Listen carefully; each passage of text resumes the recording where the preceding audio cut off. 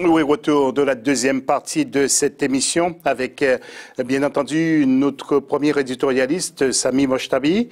Nous avons un invité avec nous, c'est M. Lassana Camara, le plus grand spécialiste du football mauritanien, je dis bien en Europe et peut-être dans le monde. Et puis Mohamed Kaoré, qui est toujours là, notre éditorialiste. Alors, la question de l'AFC, Didier Drogba et Samuel Eto'o doivent-ils jouer un rôle plus prépondérant au sein de leur sélection? Vos réponses toujours sur fc@africa24tv.com. Portrait de Claude Leroy, nouvel homme fort de la sélection du Congo. Nous irons aussi sur place, bien sûr. Et puis, focus sur le football mauritanien. C'est le dossier de l'AFC.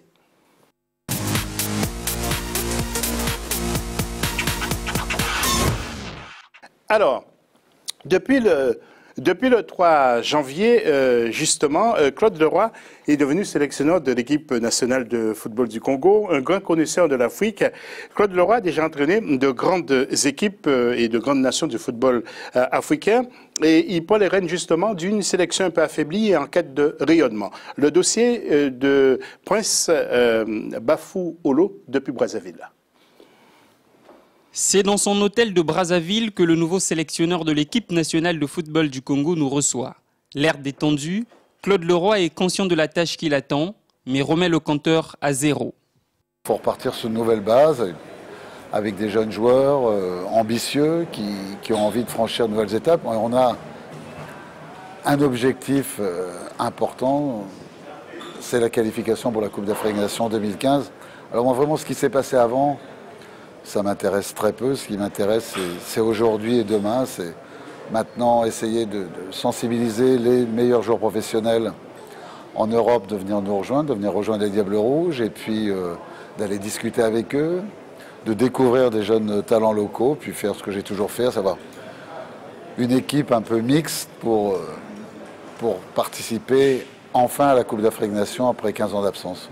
Le défi est de taille, mais l'entraîneur veut y croire. À 66 ans, Claude Leroy, grand connaisseur de l'Afrique pour avoir entraîné le Cameroun, le Sénégal, la RDC et le Ghana, a sa méthode et ses valeurs, notamment l'amour pour ses joueurs. Je pense que c'est la première qualité d'un sélectionneur, c'est d'aimer les joueurs. Et aimer les joueurs, c'est surtout pas leur faire de cadeaux.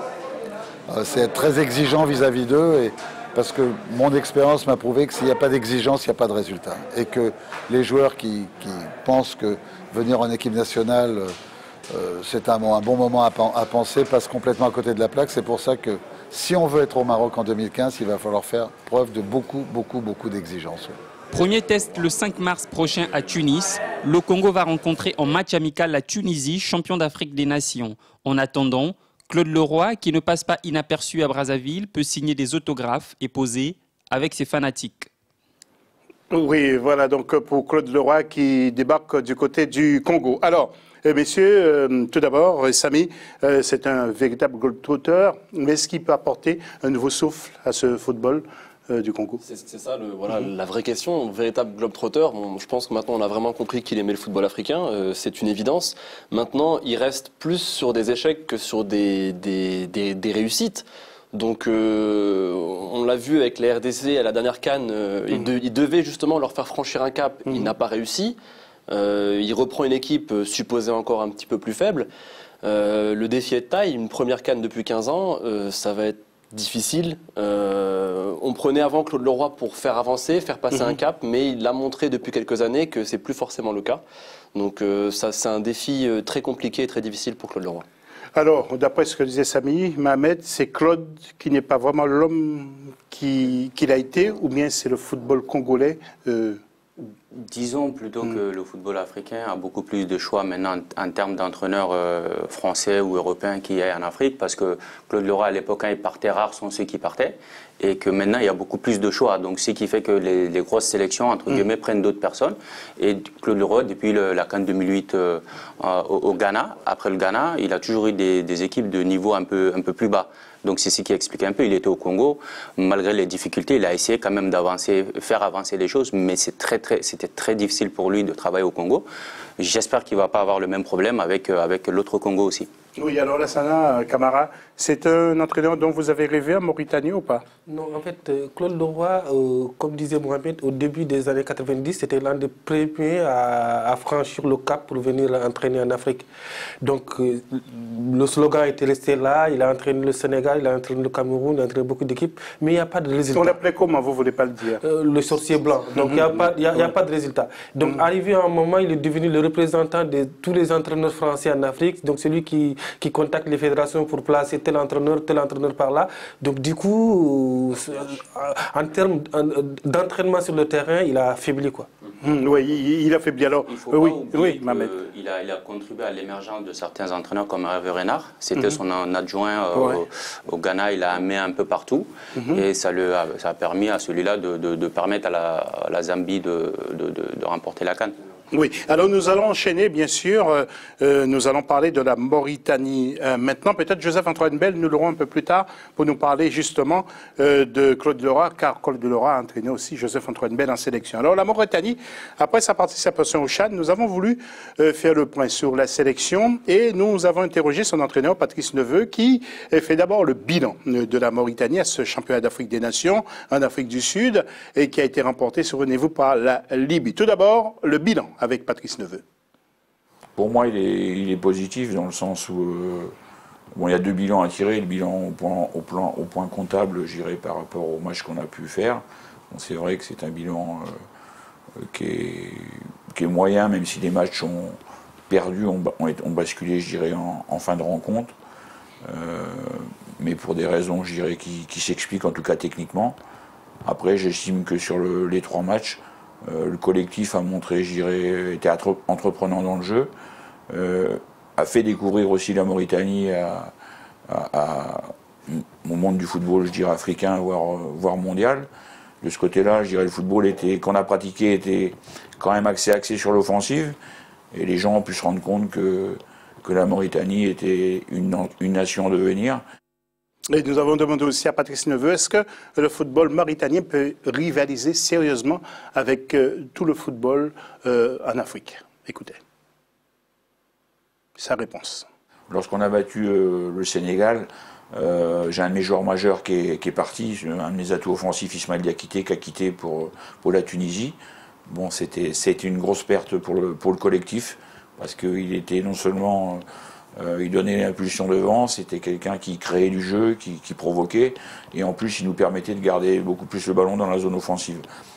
Malheureusement, il est parti. Pour moi, sa décision a été un peu précipitée, mais bon, j'ai dû faire avec, et j'en ai pas trop parlé, je dirais, à l'approche des matchs, parce que je sais au combien il faut gérer à l'instant présent et pas revenir en arrière. Voilà, nous reviendrons bien sûr sur ce football mauritanien dans quelques petites secondes avec Lassana Camara, mais tout de suite Joseph-Antoine Bell, notre spécialiste du football africain. Alors Joe, je parlais de Claude Leroy, véritable globe-trotteur, il voyage un peu partout, il vous entraîne, et certains pensent, parmi nos éditorialistes, qu'il ne va pas réussir au Congo. Est-ce que c'est votre avis également?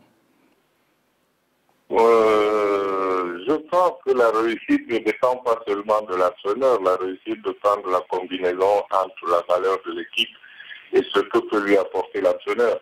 Et donc, on ne peut pas dire que l'équipe du Congo soit aujourd'hui parmi les meilleures en Afrique et qu'elle puisse rivaliser. Ce n'est pas vrai. Donc, Claude Leroy va devoir lui apporter beaucoup pour qu'elle arrive à se qualifier.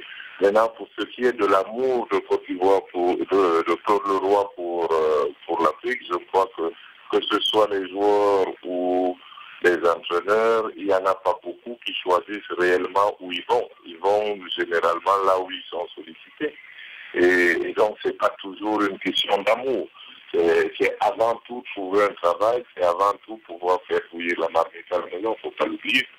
Donc, que Claude Leroy aille au Congo, ce n'est pas un choix, c'est pas quelqu'un qui est poussé chez lui et qui dit j'aimerais bien aller au Congo. Il est sollicité par les Congolais et peut-être qu'à ce moment-là, il n'a que ça. Donc, il y va et il essaie de leur apporter quelque chose. Malheureusement, en football, tout le monde prétend pouvoir gagner, mais on sait très bien que les places de vainqueurs sont limitées. Donc, je crois qu'il est regrettable pour Claude Leroy ces dernières années de ne pas avoir pu rester à République démocratique du Congo, parce que par 2 fois, si je me souviens bien, il a présenté les équipes de République démocratique du Congo qui jouaient pas mal, mais qui n'étaient pas totalement au niveau pour aller plus loin. Et malheureusement, je crois que la situation intérieure du pays ne permet certainement pas de faire beaucoup mieux. J'ai vu en 2006 une équipe du Congo qui avait présenté un football pas négatif du tout. Et puis en 2012, je crois bien, ou 2013, je ne sais plus, la République démocratique du Congo est revenue avec le roi encore. Ils n'étaient pas vraiment mauvais, mais ils étaient limites. Je pense qu'il y a les problèmes internes aussi qui doivent jouer. Ça aurait été bien pour lui de continuer avec une équipe comme ça, qui n'était pas au niveau de l'effectif totalement démunie et qui aurait pu progresser. Je crois donc qu'en allant au Congo, il ne faut pas proclamer que la République du Congo va forcément être qualifiée pour la prochaine CAN et que le Congo va bientôt regagner une nouvelle CAN. Je ne crois pas.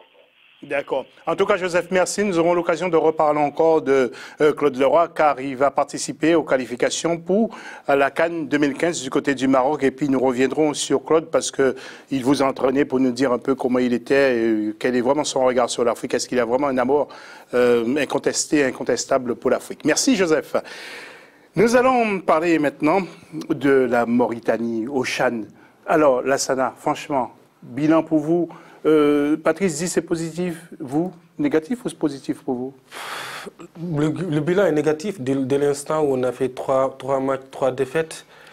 En termes de résultats, nous allons regarder en même temps. Allez-y, nous allons en termes de résultats, aussi les résultats et le bilan, justement. Comme la Mauritanie participe pour la première fois à une compétition internationale, il y avait un fond de jeu, il y avait une attaque qui était là. La Mauritanie était l'une des meilleures attaques de cette CHAN-là.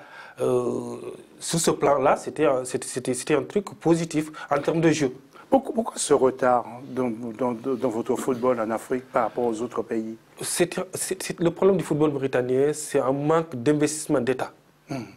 L'État s'en foutait du football britannique. Même jusqu'à aujourd'hui, non, peut-être un peu moins. Peut-être un peu moins aujourd'hui, mais il n'y a rien, il n'y a pas de socle qui est là, quoi. Il n'y a pas de socle.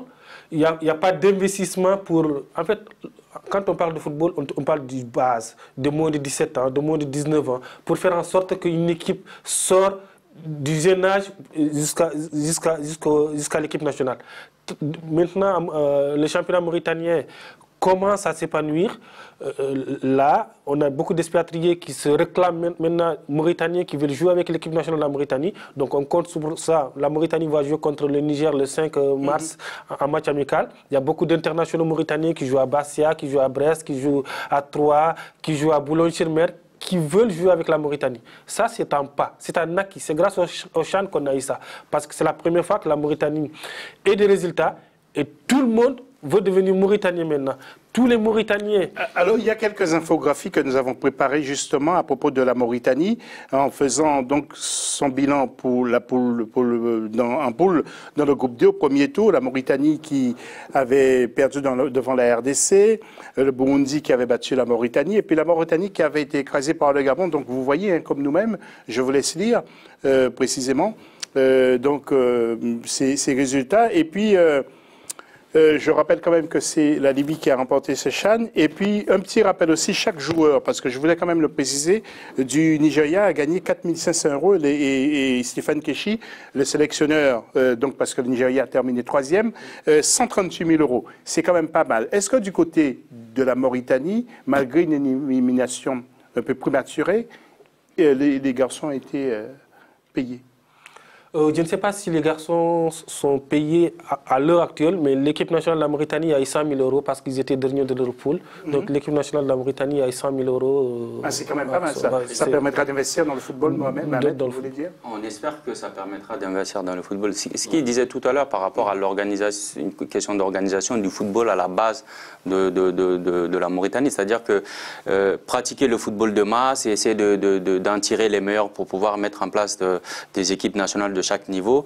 C'est une question d'organisation. Il y a la fédération aussi qui est élue normalement pour organiser tout ça, qui doit impulser ce travail-là et faire en sorte que l'État puisse s'y intéresser. Parce que le football, ça permet à un pays d'être exposé médiatiquement.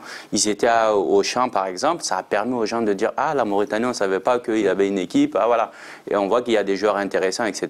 Neveu disait tout à l'heure, un des joueurs, quand ils ont battu le Sénégal, il y a un des joueurs qui a pu aller en Tunisie. C'est-à-dire qu'il a quitté le championnat mauritanien pour aller en Tunisie. Donc ça, c'est des points. Par contre, je ne suis pas d'accord avec lui quand il disait qu'il est parti dans des conditions un peu... Voilà. Peu importe, à partir du moment que le joueur progresse, moi je pense que c'était important de le laisser partir. Et nous allons voir Patrice Neveu qui nous dit un dernier mot à propos du match amical qui sera joué le 5 mars contre le Niger. Ben sur cette, bon, comme vous le savez, on va jouer deux tours préliminaires pour prétendre rentrer dans les poules pour les éliminatoires de la Coupe d'Afrique. Donc c'est le dernier match, je dirais, c'est la dernière revue d'effectifs avant le tirage au sort. Bon, Niger, c'est une équipe, je dirais, qui est confirmée dans les compétitions africaines. Pour moi, j'ai encore, je dirais, ça me permet de revoir une dernière fois mes expatriés et puis aussi d'y mettre quelques locaux. Bon, je pense que aussi, je dirais, après ce CHAN, ça m'a permis aussi de retirer des derniers enseignements et que, je dirais bien, c'est encore une fois une dernière revue d'effectifs avant d'aborder un match déterminant de barrage et que, encore une fois, l'avenir, il est aussi basé sur les résultats et on sait qu'on n'a pas droit à la faute sur les barrages.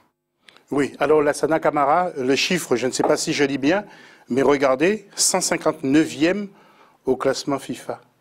C'est bien ça ou pas? Oui, 159e au classement FIFA. Le classement FIFA, ça veut dire ce que cela veut dire, mais la Mauritanie, pour moi, la Mauritanie, le football mauritanien est à la croisée des chemins à partir de ce 5 mars-là. On a un match amical contre le Niger qui nous permet, pour la première fois, de réunir tous les internationaux mauritaniens à Nouakchott devant le public du stade olympique de Nouakchott. Pour le public mauritanien, c'est très intéressant. Oui. Ça, après, le 12 avril, les préliminaires pour la Coupe d'Afrique 2015 vont commencer. On va jouer contre l'île Maurice. L'île Maurice, normalement, c'est une petite équipe. On peut battre l'île Maurice. Donc, c'est à Nouakchott encore. Donc, il faut monter sur le chevaux dès à présent. Quoi. Alors, les femmes, il n'y a aucune compétition pour les femmes. Qu'est-ce qui se passe? Dès l'instant où...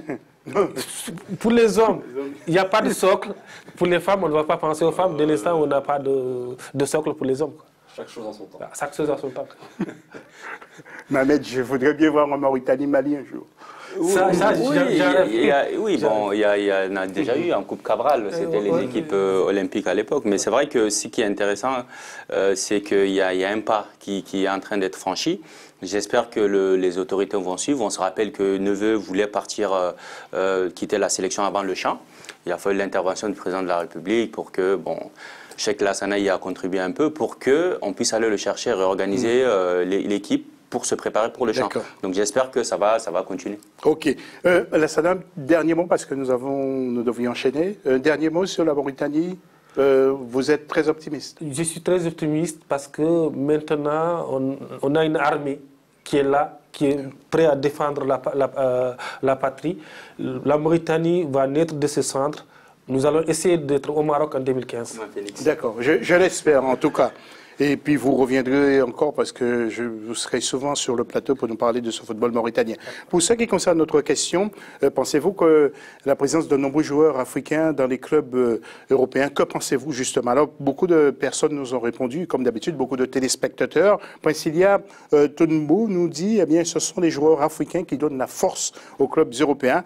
Mambou Daou Jules nous dit, moi, je pense tout simplement bien, que ces Européens-là continuent à se servir de nous d'une autre façon. Et puis Omar Tagola nous dit qu'en Europe, ils sont mieux payés et très bien reconnus. C'est donc pour cette raison. C'est la fin de la deuxième partie de cette émission. Merci vraiment à Lassana Camara d'être venu sur notre plateau pour cette deuxième partie de l'émission. Dans la troisième, nous allons parler du football international et puis nous partirons au Brésil. À tout de suite.